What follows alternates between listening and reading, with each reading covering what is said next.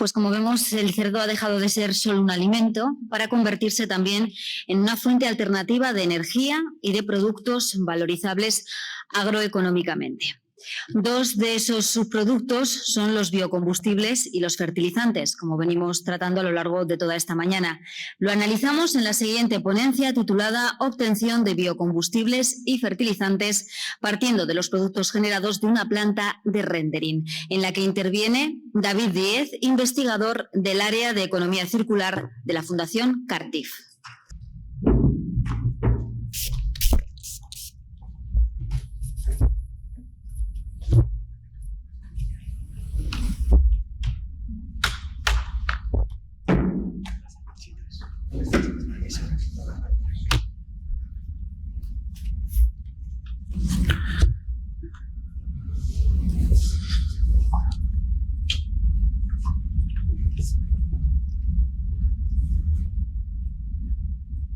Vale. ¿Qué tal? Buenos días. Bueno, yo soy David Díez, investigador del área de economía circular de la Fundación Cartif. Y bueno, os voy a comentar primeramente de manera muy breve pues quiénes somos nosotros, para luego ya pasar a comentaros en detalle pues la participación de la Fundación Cartif dentro del proyecto. Cartif, bueno, es un centro tecnológico que está ubicado en Valladolid. Como centro tecnológico, nuestro objetivo es ofrecer soluciones globales a las empresas dentro siempre del marco de proyectos de investigación, ¿no? Tenemos ya más de 25 años de experiencia en el desarrollo tanto de procesos, sistemas como de productos. Algunos números más o menos característicos para que nos podáis situar un poco como centro, pues tenemos una plantilla de 149 investigadores contratados. A lo largo de un año, bueno, pues podemos tratar aproximadamente unos 90 proyectos de investigación y, bueno, como cifra de negocio, pues la inversión que llega al centro pues está en torno a los 7-8 millones de euros. Bueno, dentro de los sectores en los que trabaja la Fundación Cartif, pues son sectores bastante diversos, ya que estamos distribuidos entre distintas áreas y divisiones y abarcan tanto áreas como relacionadas con el medio ambiente y la energía, como podría ser lo que nos llega aquí hoy.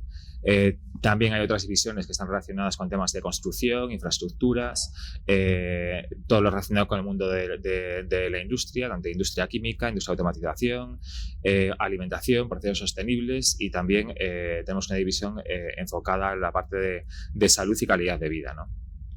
Y bueno, ya para entrar directamente en lo que sería el proyecto que nos ocupa hoy aquí, el proyecto Valpor, esa es la visión general que yo os había enseñado a Azucena de lo que es el proyecto, y para situaros un poquito en lo que sería la parte del trabajo que desarrolla Cartif, simplemente, bueno, pues comentaros que de los productos que se obtienen de la planta de rendering, principalmente hay una fracción que, como ya ha comentado Antonio, es de grasa. Esa grasa, tras adecuarla oleofat, pues nos llega a nosotros, y nosotros con esa grasa lo que tenemos que procurar es obtener biodiesel, ¿no?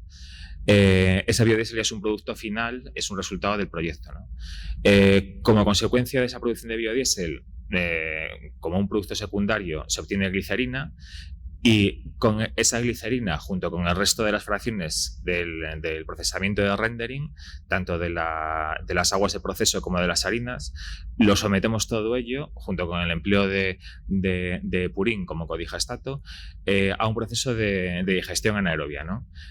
Aquí el objetivo es producir biogás, que os han comentado que, bueno, que la idea es ese biogás se puede utilizar para producir energía eléctrica y energía térmica, y también se obtiene un digestato que puede ser utilizado como fertilizante. Dentro ya, en concreto, de lo que sería la parte de producción del biodiesel, bueno, el esquema que hemos seguido es el que aparece aquí, ¿no? Básicamente, bueno, para producir biodiesel lo que necesitamos es una grasa, en este caso procedente del tratamiento de cadáveres. Necesitamos metanol como un alcohol necesario para producir los ésteres metílicos correspondientes, y en este caso estamos utilizando metóxido sódico como catalizador. Básicamente lo que se hace, se introducen todos estos reactivos en un tanque de mezcla previa. Lógicamente la grasa tiene que ser precalentada hasta una temperatura aproximadamente de unos 60 grados para conseguir una cierta fluidez y permitir que al final la grasa, bueno, pues se pueda mezclar de manera adecuada con el resto de los reactivos, y posteriormente lo que hacemos es introducirla en diferentes reactores de cavitación. La principal diferencia de este proceso respecto a procesos convencionales principalmente radica aquí, ¿no? En el empleo de reactores de cavitación frente a los reactores de mezcla perfecta que se pueden utilizar en las plantas tradicionales, ¿no? Una vez que pasan a través de estos reactores los diferentes reactivos, pues se producen ya los productos de la reacción, ¿no? Principalmente biodiesel y glicerina. Y para conseguir una separación inicial de estos mismos, lo que se hace es introducirlos en un tanque de decantación simplemente, donde simplemente por diferencia de fases pues conseguimos que decante la fase más pesada, que sería la glicerina, y la fase más ligera, que sería el biodiesel. Para que tengáis un poco más en detalle y entender, bueno, lo que serían los reactores de cavitación que estamos empleando, comentaros, bueno, que los diferentes reactores de cavitación que utilizamos son reactores de cavitación hidrodinámicos. Trabajamos con dos tipos de reactores, un reactor que sería de placa orificio y otro reactor que sería con un sistema rotor-estator, ¿no? El sistema placa orificio sería el que veréis aquí a la izquierda. Simplemente ahí lo que hacemos, el concepto es muy sencillo, simplemente consiste en hacer pasar la mezcla reaccionante, o sea, la grasa con el metanol y el catalizador, a través de una placa orificio. O sea, nosotros estamos trabajando con placas orificio, para que os hagáis una idea. Para la planta que tenemos, que trabaja con 100 litros hora, los orificios con los que estamos trabajando son de 1 milímetro de diámetro. O sea, son restricciones bastante fuertes provocadas para el paso de los reactivos, ¿vale? Entonces, ¿qué es lo que conseguimos con este proceso? Al final, este proceso entraría dentro de la categoría de lo que se conoce como procesos de intensificación. Y aquí la idea en concreto sería aumentar la velocidad de los reactivos al paso del orificio. Ese aumento de velocidad lo que trae consigo es una disminución de la presión. Y gracias a esa disminución de la presión, lo que conseguimos es que la mezcla reaccionante disminuya su presión por debajo de la presión de vapor de la mezcla, ¿no? En ese momento se produce una vaporización de la mezcla, y de esa manera conseguimos que la mezcla de los diferentes reactivos pues sea muchísimo más intensa. Ese es un poco el fundamento de todo este tipo de procesos. Económicamente, como veréis luego más adelante, compensa el incluir esta restricción y el aportar esa energía extra para el paso a través de estas restricciones, que en este caso, bueno, sería a través de una energía mecánica que tenemos que proporcionar a través del empleo de bombas de presión, ¿no? Bueno, una vez que los fluidos ya salen directamente del orificio, pues luego se desarrolla un perfil de velocidades, de manera que al final acaban recuperando prácticamente la presión que tenían a la entrada, ¿no? Entonces, bueno, en la parte inferior sí que podéis ver un perfil de las velocidades, que también es un indicativo del grado de cavitación que se puede desarrollar en el proceso, y podéis ver la sección más estrechita correspondería al paso del fluido a través del orificio, ¿no? Ahí podéis ver, bueno, que la velocidad se incrementa muchísimo en comparación con el que puede tener a lo largo de la tubería. Este sistema es el de placa orificio, es el sistema más sencillo de tipo de reacción, reactor, pero luego a mayores trabajamos también con otro tipo de reactor que sería un sistema rotor-stator. Ese sistema lo que tiene es una parte fija y una parte móvil, de manera que son dos cilindros que están insertados de manera concéntrica el uno dentro del otro, y que tienen una serie de orificios en su superficie, ¿no? De manera que en el momento que estamos introduciendo el fluido por la parte central, cuando los orificios del rotor y del stator coinciden, lo que se produce es un fenómeno parecido al que tiene lugar en la placa orificio, ¿no? Coinciden esos dos orificios, entonces se genera una zona por la que puede pasar el fluido, y se incrementa igualmente la velocidad y volvemos a tener el mismo efecto que teníamos en el de la placa orificio, ¿no? De cavitación. La ventaja que tiene este sistema, bueno, pues que al final estamos trabajando con un sistema no de una única placa orificio, sino que, bueno, que es un sistema mucho más abierto, y el grado o la sección de cavitación a la que podemos llegar a obtener, pues es mucho mayor, ¿no? Dentro del marco del proyecto, o sea, un poco en base a esos conceptos, pues se ha desarrollado una planta piloto para poner en práctica pues todas estas ideas, ¿no? Entonces, lo que se hizo fue el diseño de una planta piloto en la cual pues se contaban desde una zona de pesada de los reactivos, una zona de dosificación mediante bombas de presión, que son, bueno, lo que aparece ahí de color amarillo. Esas bombas de dosificación nos permitían introducir los reactivos hacia el tanque de mezcla inicial que os había comentado anteriormente, y a partir de ese tanque de mezcla inicial tenemos una bomba de presión que nos suministra ya el fluido a los diferentes reactores, ¿no? Tanto a los reactores de placa orificio como a los reactores rotor-stator, en función un poco de la estrategia en que queramos seguir dentro del estudio. De hecho, en este caso, bueno, la bomba de presión se adquirió con la idea de que pudiera proporcionar presiones de hasta 100 bares. Luego, bueno, con el desarrollo del proyecto hemos visto que al final lo que estaban produciendo son picos de presión que podemos llegar hasta los 70 bares de presión. Luego, bueno, en las fotografías que aparecen a la derecha, lo que podéis ver ahí en la parte de arriba es una de las placas orificio que utilizamos en los reactores de placa orificio. Justo debajo estaría el reactor de placa orificio, que es simplemente al final un dispositivo en el que tenemos embridadas, tanto en la parte inferior como superior, pues estas placas, ¿no? Que nos permiten generar restricciones al paso del fluido.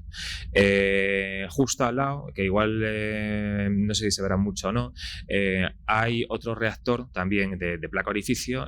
Lo único que este reactor dispone no solo de la zona intermedia, o sea, dispone de 2 placas, sino que dispone de 4 placas, ¿no? O sea, es un reactor bastante más versátil, que nos permite pues jugar mucho más con el número de placas orificio con las que podemos trabajar, el número de orificios con los que se pueden emplear y demás, ¿no? Y luego en la parte inferior tenéis una fotografía del reactor de cavitación empleando el sistema rotor-stator, ¿no? Que también se ha utilizado en el proyecto. Bueno, la metodología dentro de lo que sería la parte de producción de biodiesel, pues ha consistido básicamente en optimizar los parámetros que hemos considerado críticos dentro del proceso. Básicamente ha sido pues la temperatura de reacción, la disposición de todos los elementos de cavitación, lo que os he comentado hace un momento, y el tiempo de reacción empleado para poder alcanzar un determinado grado de conversión, ¿no? ¿Cuáles son los resultados que hemos obtenido de todo esto y que seguimos obteniendo? Vamos, que la idea es un poco lo que había comentado Azucena, de seguir de aquí hasta junio, bueno, pues intentar seguir optimizando y afinando un poco más los resultados, ¿no? Pero bueno, ya con lo que tenemos se han encontrado resultados bastante interesantes, bueno, que han dado lugar también a diversas publicaciones científicas.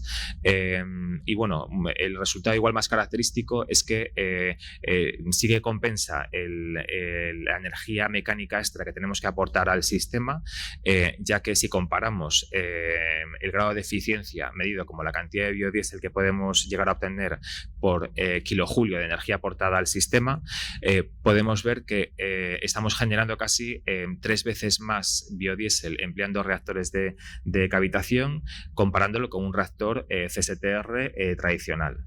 De hecho, empleando el reactor de cavitación, que emplea simplemente pues 2 placas de orificio, conseguimos al final ratios de eficiencia de 9 gramos de biodiesel por kilojoule de energía empleada frente a los 3,75 de un reactor de mezcla completa, ¿no?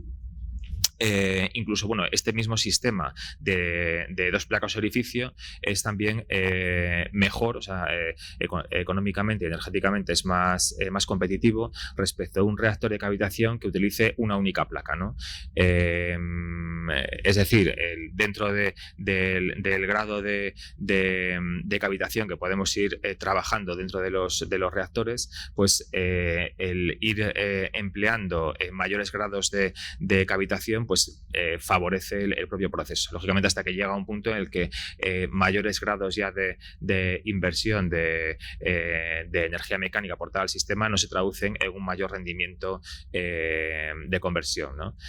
Nosotros lo que hemos visto que en el caso concreto de reactores de placa orificio, con el empleo de dos placas, pues sería ya suficiente como para conseguir alcanzar ratios de conversión interesantes. Respecto al grado de conversión que alcanzamos, pues conseguimos alcanzar contenidos en ésteres metílicos al final del proceso superiores al 90% sin llegar a la etapa de purificación, que son comparables a los que obtendríamos con un reactor convencional de mezcla completa, pero con el inconveniente de que ese tipo de reactor pues tendría que utilizar tiempos de reacción muchísimo más prolongados, ¿no? De hecho, en este caso, lo que estamos consiguiendo es trabajar con tiempos de reacción de 5 minutos, es decir, con 5 minutos conseguimos ya los grados de conversión que igual en un reactor de mezcla completa pues le supondrían pues un tiempo de 15 minutos de reacción, ¿no? Y la temperatura, bueno, que hemos encontrado que sería la idónea, sería en torno a los 60 grados. Otra ventaja que tendría también estos tipos de reactores es que parte también de la energía mecánica que estamos suministrando al sistema se transforma también en energía térmica. O sea, la propia fricción que se genera en el sistema al final acaba proporcionando también energía térmica al medio de reacción, y eso también favorece al final el propio proceso de reacción. Con lo que respecta ya a la producción de biogás, lo que os había comentado, o sea, la idea era emplear la glicerina que se obtiene en el propio proceso de obtención de biodiesel, que es un residuo al que hay que dar salida, junto con el resto de los residuos que se generaban en la planta de rendering y que no habían sido tratados, ¿no? En concreto, me refiero a las aguas de proceso y a las harinas, ¿no? Entonces, ¿cuál es la estrategia que se siguió dentro del proceso de digestión anaerobia? Bueno, pues la idea inicial fue estudiar qué mezclas eran las más adecuadas para conseguir obtener una mayor cantidad de biogás en el proceso, ¿no? Entonces, para ello se estudiaron diferentes concentraciones, tanto de aguas de proceso, de harinas, de glicerina, como de purín, que era necesario para conseguir una buena codigestión de toda la mezcla, ¿no? La conclusión de todo esto pues fue que la mezcla más adecuada requería de un 50% de purín, un 30% de aguas de proceso, un 10% de harinas y un 10% de glicerina. Ya se consideró, bueno, que era la mezcla idónea que nos permitía maximizar la producción de biogás. Otra característica también del proceso de digestión anaerobia, o sea, una vez que tenemos ya la mezcla que hemos considerado ya idónea para nuestro objetivo, pues lo siguiente es intentar mejorarla, ¿no? Favorecer la solubilidad de esa mezcla para conseguir al final que esté más disponible para los microorganismos que van a intervenir luego en la reacción, ¿no? Entonces, para eso lo que se hizo en la planta de digestión anaerobia que dispone Cartif en sus instalaciones es acoplarle una unidad de ultrasonidos. En concreto se acopló una unidad de 1 kilovatio de potencia con una frecuencia de 25 kHz. Con la mezcla inicial lo que se realizó fue un estudio de los tiempos necesarios para conseguir maximizar ese adecuo soluble de la mezcla inicial, y bueno, se llegó a la conclusión que para el caso concreto de este equipo de ultrasonidos, pues con un tiempo de 10 minutos pues ya era adecuado para conseguir maximizar ese adecuo soluble, ¿no? Bueno, una vez que tenemos ya, o que tuvimos ya pues esas premisas tanto de la mezcla que era la adecuada, las características del sistema de ultrasonidos que podíamos utilizar, pues el siguiente paso fue ya empezar a trabajar en el proceso propiamente dicho de digestión anaerobia, ¿no? Para eso, bueno, Cartif dispone de una planta de digestión anaerobia en 2 fases. Básicamente, bueno, los elementos que la componen pues son inicialmente, bueno, si veis el punto al que llegan las flechas es un tanque de mezcla inicial donde llegan las diferentes materias primas. De ahí se suministran a un triturador para facilitar la mezcla y bueno, evitar que haya partes que no puedan ser asimilables luego por los microorganismos. Todo eso pasa por la unidad de ultrasonidos y posteriormente esa mezcla se almacena en un tanque homogenizador que hace también de tanque buffer, y posteriormente a este tanque se disponen 2 reactores, uno que sería un reactor de acidogénesis y el siguiente reactor que sería un reactor de metanogénesis. La idea de ese tipo de instalaciones es dividir las 2 reacciones y utilizarlas de manera separada con la idea de maximizar la producción de biogás. El biogás, lógicamente, lo vamos obteniendo de los reactores y posteriormente se va analizando de manera continua a lo largo de la producción, ¿no? Y luego el digestato que obtenemos al final del proceso, pues lo almacenamos en el tanque que veis al final del esquema. Bueno, aquí tenéis una foto ya de lo que es la planta, donde bueno, se pueden ver los diferentes elementos que la componen. Igual aquí, bueno, ya desde lo que sería ya la parte de dentro, pues podéis ver en primer plano el tanque de homogenización, el tanque de acidogénesis y al fondo el tanque de metanogénesis. Lo mismo, la metodología que se ha seguido, bueno, pues consistió también, y está consistiendo todavía, en estudiar las variables que consideramos que son críticas para el proceso, ¿no?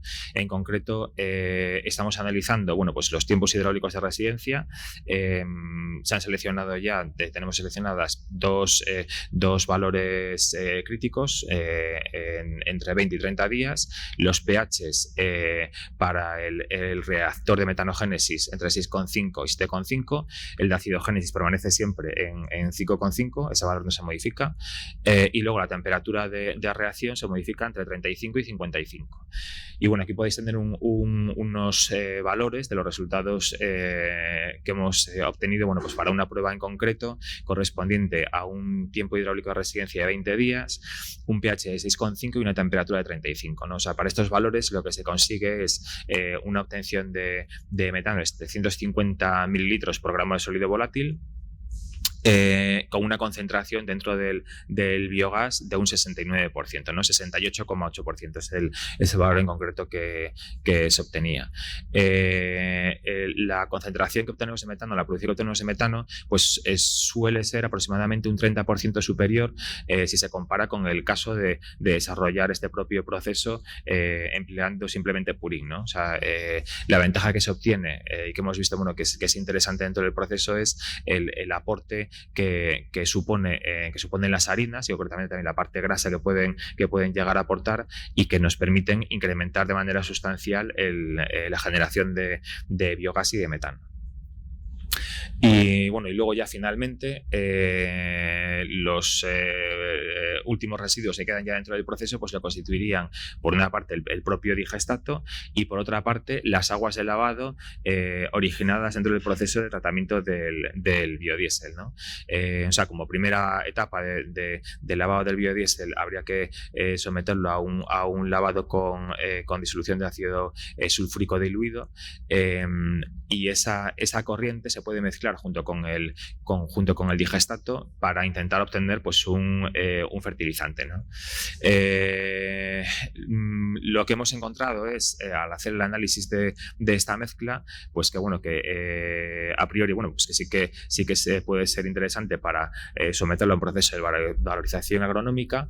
Está libre de patógenos, lo cual sí que es condición imprescindible para poder emplearlo, ¿no? No se ha detectado ningún patógeno dentro del digestato y de la mezcla.